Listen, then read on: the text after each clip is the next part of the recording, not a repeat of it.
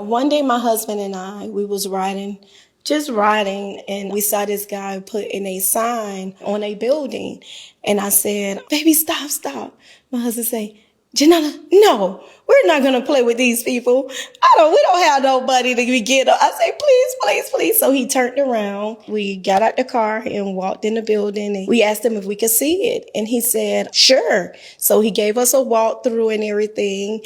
And once we finished the walkthrough, he said, do you like the building?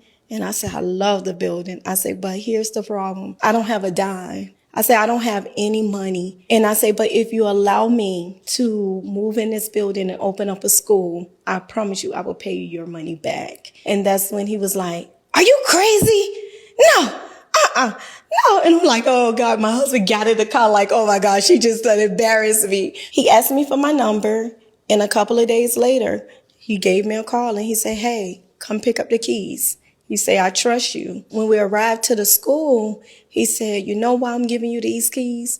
Because when I came from Cuba, I came to the guy that owned this building and I said the same thing to him.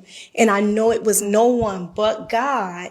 And he wanted to see how I handled this with you. And he said, please don't let me down, but I believe this is no one but God. From that day, that's when Shepherd of God came about. It was so funny because we was putting out flyers. We was doing so much to get kids into the school. He had cameras all around the building.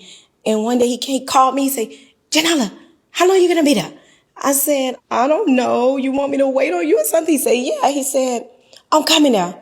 So he arrived and he said, how are you selling this building? You don't have no furniture in here. He said, I'm going to give you money. So I'm thinking it's going to be about $500, $600. He wrote me a check for $28,000. And with that, that was the start of, Shepherd of God Christian Academy. Just one dream. And please, y'all don't give up on your dream because it's always someone that God is touching. You need Jesus to experience something like this in your life. Do you believe in miracles? Comment amen below. Would you like a closer walk with God?